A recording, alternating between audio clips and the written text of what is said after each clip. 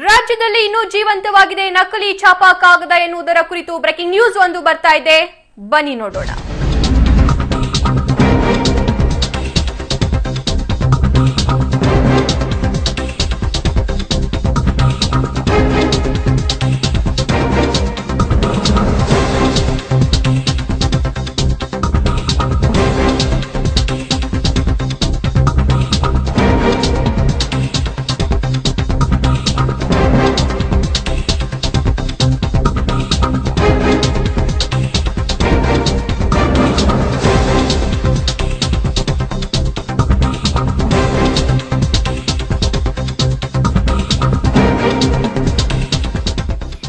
ರಾಜ್ಯದಲ್ಲಿ ಇನ್ನೂ ಜೀವಂತವಾಗಿದೆ ನಕಲಿ ಛಾಪಾ ಕಾಗದ ಹಗರಣ ಎನ್ನುವಂತಹ ಬ್ರೇಕಿಂಗ್ ನ್ಯೂಸ್ ಲಭ್ಯವಾಗಿದೆ ವೀಕ್ಷಕರೇ. ಈ ಸ್ಟಾಂಪ್ ಪೇಪರ್ ಹೆಸರಿನಲ್ಲಿ ನಕಲಿ ಛಾಪಾ ಕಾಗದ ಸೃಷ್ಟಿ ಮಾಡಲಾಗ್ತಾ ಇದೆ. ಈ ಸ್ಟಾಂಪ್ ವಿತರಣಾ ಕೇಂದ್ರದಲ್ಲಿ ನಕಲಿ ಛಾಪಾ ಕಾಗದದ ಮಾರಾಟ ಆಗ್ತಾ ಇದೆ.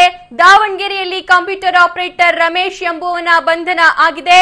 ಹಸಿರು ಸೇನೆ ರೈತ ಸಂಘದ ಜಿಲ್ಲಾಧ್ಯಕ್ಷರಾಗಿರುವಂತಹ ದೇವರಾಜ್ ಮಲ್ಲಾಪುರ್ಗೆ ಸೇರಿದ ಈ ಸ್ಟಾಂಪ್ ವಿತರಣಾ ಕೇಂದ್ರ ಎನ್ನುವಂತಹ ಮಾಹಿತಿ ನಿಮ್ಮ ಪಬ್ಲಿಕ್ ಟಿವಿಗೆ ಲಭ್ಯವಾಗಿದೆ. ಇನ್ನು ಎಸ್ಪಿ ಭೀಮಾಶಂಕರ್ ಗುಳೇದ್ ನೇತೃತ್ವದಲ್ಲಿ ಕಾರ್ಯಾಚರಣೆಯನ್ನ ಮಾಡಿ ಈ ರಮೇಶ್ ಎಂಬುವನ ಬಂಧನ ಮಾಡಲಾಗಿದೆ. ಕಂಪ್ಯೂಟರ್ ಮತ್ತು ನಕಲಿ ಛಾಪಾ ಕಾಗದಗಳನ್ನೆಲ್ಲ ವಶಕ್ಕೆ ಪಡೆಯಲಾಗಿದೆ. ಓಕೆ, ಈ ವಿಚಾರಕ್ಕೆ ಸಂಬಂಧಿಸಿದಂತೆ ಹೆಚ್ಚಿನ ಮಾಹಿತಿಯನ್ನ ಪಡ್ಕೊಳ್ಳೋಣ ನಮ್ಮ ಪ್ರತಿನಿಧಿ ಪುನೀತ್ ಅವರಿಂದ. ಪುನೀತ್, ನಕಲಿ ಛಾಪಾ ಕಾಗದ ಮಾರಾಟ ದಾವಣಗೆರೆಯಲ್ಲಿ ಮಾಡಲಾಗ್ತಾ ಇದೆ ಅನ್ನುವಂತಹ ಮಾಹಿತಿ ಏನಿದೆ, ಈ ಕುರಿತಂತೆ ಅಪ್ಡೇಟ್ಸ್? ಖಂಡಿತವಾಗ್ಲೂ ಸಭಾ ಏನಂತ ಹೇಳಿದ್ರೆ, ಏನು ನಕಲಿ ಛಾಪಾ ಕಾಗದದ ಮಾರಾಟ ಜಾಲ ಇನ್ನೂ ಜೀವಂತವಾಗಿದೆ ಅನ್ನುವಂತಹ ಏನು ಸತ್ಯ ನಿದರ್ಶನ ಏನು ದಾವಣಗೆರೆಯಲ್ಲಿ ಇದೆ ಅಂತ ಹೇಳ್ಬೋದಾಗಿದೆ. ಏನು ಮಧ್ಯ ಕರ್ನಾಟಕ ಕೋಳಿ ಸಾಗಣೆಗಾರರ ಸಹಕಾರ ಸಂಘದಲ್ಲಿ ಸಾವಿರಾರು ನಕಲಿ ಸ್ಟಾಂಪ್ ಪೇಪರ್ ಸೃಷ್ಟಿ ಮಾಡಿ ಅದನ್ನ ಸಾರ್ವಜನಿಕರಿಗೆ ಮತ್ತೆ ಸರ್ಕಾರಕ್ಕೆ ಮೋಸ ಮಾಡುವಂತಹ ಕೃತ್ಯವನ್ನು ಇವರು ಎಸಗಿದಾರಂತ ಹೇಳ್ಬೋದಾಗಿದೆ.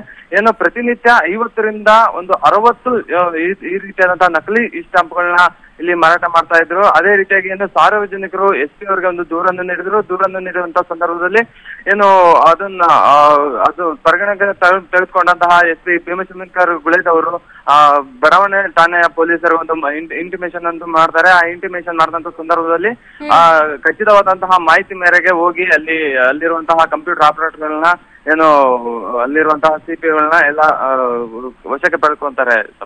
ಓಕೆ, ಇಲ್ಲಿ ಹಸಿರು ಸೇನಾ ರೈತ ಸಂಘದ ಜಿಲ್ಲಾಧ್ಯಕ್ಷರಾಗಿರುವಂತಹ ದೇವರಾಜ್ ಮಲ್ಲಾಪುರ್ ಎನ್ನುವರ ಹೆಸರು ಕೂಡ ಕೇಳಿ ಬರ್ತಾ ಇದೆ. ಏನಿದರ ಸತ್ಯಾಸತ್ಯತೆ ಪುನೀತ್?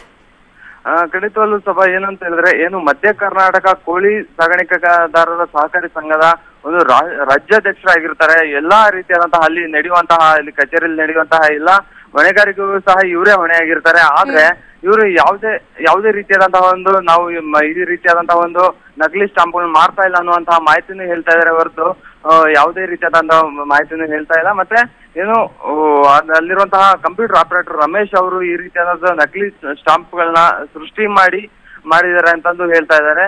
ಏನು ಒಬ್ಬ ರಾಜ್ಯಾಧ್ಯಕ್ಷರಾದಂತಹ ಒಬ್ರು ಅವ್ರಿಗೆ ಅಲ್ಲಿ ಕಚೇರಿಯಲ್ಲಿ ನಡೆಯುವಂತಹ ಎಲ್ಲಾ ವಿಷಯಗಳು ಗೊತ್ತಾಗ್ತಾವಲ್ಲ ಅಂತಂದು. ಓಕೆ ಪುನೀತ್, ಹಾಗೆ ಸಂಪರ್ಕದಲ್ಲಿರಿ. ಇವಾಗ ಆ ಶಾಪ್ ನ ಮಾಲೀಕರಾಗಿರುವಂತಹ ದೇವರಾಜ್ ನಮ್ಮೊಂದಿಗೆ ದೂರವಾಣಿ ಸಂಪರ್ಕದಲ್ಲಿದ್ದಾರೆ. ಸರ್ ನಮಸ್ತೆ. ನಮಸ್ತೆ ಮೇಡಮ್. ಅದು ಶಾಪ್ ಅಲ್ಲ ಮೇಡಮ್, ಅದು ಕೋಆಪರೇಟಿವ್ ಸೊಸೈಟಿ ಮೇಡಮ್. ಅದು ಓಕೆ, ಸಂಘದ ಅಧ್ಯಕ್ಷ ನಾನು ದೇವರಾಜ್ ಅಂತ ಹೇಳಿ ಮಾತಾಡೋದು. ಹೇಳಿ ಸರ್. ಮೇಡಮ್, ಅದು ಈ ಸ್ಟಾಂಪು ಅದು ಎಲ್ಲಿ ಬೇಕು ಅಲ್ಲಿ ಅದು ಸೃಷ್ಟಿ ಮಾಡ್ತಕ್ಕಂಥದ್ದೆಲ್ಲ ಮಾಡಕ್ಕೂ ಬರಲ್ಲ. ಒಂದನೇದಾಗಿ ಅದು ಭಾರತ ದೇಶದ ಸ್ಟಾಕ್ ಹೋಲ್ಡಿಂಗ್ ಕಾರ್ಪೊರೇಷನ್ ಅನ್ನೋ ಕಂಪನಿಯ ಮಾಲೀಕತ್ವದಲ್ಲಿ ಇರ್ತಕ್ಕಂಥ ಒಂದು ಈ ಸ್ಟಾಂಪಿಂಗ್ ಕಂಪನಿ. ಅಲ್ಲಿ ಅದರಲ್ಲಿ ಈಗ ನಾವು ನಮ್ಮ ಕರ್ನಾಟಕ ರಾಜ್ಯದ ಫೆಡರೇಷನ್ಗಳು ಏನಾದ್ರು ನಮ್ಮ ಏನು ಸಹಕಾರ ಸಂಘಗಳ ಫೆಡರೇಷನ್ ಮುಖಾಂತರ ನಾವು ಅಲ್ಲಿ ದುಡ್ಡು ಕಟ್ಟಿ ಮೆಂಬರ್ಶಿಪ್ ತಗೊಂಡು ಪಾಸ್ವರ್ಡ್ ಕೊಡ್ತಾರೆ ನಮ್ಗೆ. ಮತ್ತೆ ಯಾಕೆ ಪೊಲೀಸರು ಅಲ್ಲಿ ರೇಡ್ ಮಾಡಿದ್ರು? ಇಲ್ಲ, ಪೊಲೀಸರು ರೈಡ್ ಮಾಡಿಲ್ಲ ಮೇಡಮ್. ಇಲ್ಲೇನಾಗಿದೆ, ಪೊಲೀಸರು ಇಲ್ಲಿ ಈ ಸಂಘದ ಹೆಸರಿನಲ್ಲಿ ಹೋಗ್ತಕ್ಕಂಥವು ಈ ಸ್ಟಾಂಪ್ ಅಲ್ಲಿ ಏನೋ ಫೇಕ್ ಅಂತ ಬರ್ತದವು ಅಂತಂದೇಳಿ ಬಂದು ತಿಳಿಸಿದಾರ ಮಾಹಿತಿ ಅಂತೇಳಿ ಬಂದ್ರು ಅವರು. ಬಂದು ಚೆಕ್ ಮಾಡಿದಾಗ ಅದು ನಮ್ಮಲ್ಲಿ ಬರಲ್ಲ. ಅವ್ರು ಒಂದು ತಗೊಂಡ್ಬಂದ್ರು, ನಮ್ಮಲ್ಲಿ ಬರ್ಲಿಲ್ಲ, ಅದು ನಮ್ದಲ್ಲ. ಮತ್ತೆ ಅಲ್ಲಿ ಕಂಪ್ಯೂಟರ್ ಆಪರೇಟರ್ ರಮೇಶ್ ಬಂಧನ ಕೂಡ ಆಗಿದೆ. ಹೌದು ಮೇಡಮ್, ಅದು ಕಂಪ್ಯೂಟರ್ ಆಪರೇಟರ್ ರಮೇಶ್ ಅವರು ಬಂಧನಕ್ಕೆ ಒಳಗಾಗಿಲ್ಲ. ಬಟ್ ಅದು ವಿಚಾರಣೆ ಮಾಡಿದ್ರು ಅವ್ರನ್ನ. ಅವ್ರನ್ನ ವಿಚಾರಣೆ ಮಾಡಿ ಇಲ್ಲ ನಿಮ್ಮ ಸಂಘದ ಹೆಸರು ಇದರಲ್ಲಿ ಸೀಲ್ ಇರೋದ್ರಿಂದ ನಿಮ್ದೇ ಅಂತಂದೇಳಿ ನಾವು ಅದನ್ನ ಕನ್ಸಿಡರ್ ಮಾಡ್ಬೇಕಾಗಿ ಹಂಗಾಗಿ ನಾವು ನಿಮ್ಮ ಕಂಪ್ಯೂಟರ್ ಚೆಕ್ ಮಾಡ್ತೀವಿ ಅಂದ್ರೆ ಆಯ್ತು ಚೆಕ್ ಮಾಡ್ಕೊಳ್ಳಿ ಸರ್, ನೋ ಪ್ರಾಬ್ಲಮ್. ಎಲ್ಲಿದ್ದಾರೆ ರಮೇಶ್ ಅನ್ನೋರು? ಇಲ್ಲ ಅದಾರ ಮೇಡಮ್, ದಾವಣಗೆರೆಲ್ಲ ಅದಾರ, ಮನೇಲಿ ಅದಾರ ಅವರು, ಗೋಣಿವಾಡ ಅಂತ ಊರು, ಗೋಣಿವಾಡದಲ್ಲಿ ಅದಾರೆ. ಅಲ್ಲ ಸರ್, ಸಮಾಜಕ್ಕೆ ಮತ್ತೆ ರೈತರಿಗೆ ಮೋಸವನ್ನ ತಡೆಗಟ್ಟಬೇಕಾದವರು ನೀವು. ನಿಮ್ಮ ಕಣ್ಗಳಿಗೆ ಈ ರೀತಿ ಕೆಲಸ ಆಗ್ತಾ ಇದೆ ಅಂತಂದ್ರೆ ಏನಿದರ ಸತ್ಯಾಸತ್ಯತೆ? ಮೇಡಮ್ ನಾವು ಇದನ್ನ ಖಂಡಿಸ್ತೀವಿ, ವಿರೋಧಿಸ್ತೀವಿ. ಯಾವುದೇ ಕಾರಣಕ್ಕೂ ಈ ತರವಾಗಿ ಎಲ್ಲಿ ಘಟನೆಗಳು ನಡೆಯಬಾರ್ದು, ನಡೆಯಕ್ಕೆ ಅವಕಾಶನೂ ಕೊಡಬಾರ್ದು. ಯಾಕಂದ್ರೆ ಇದು ದೇಶದ ಆಸ್ತಿ.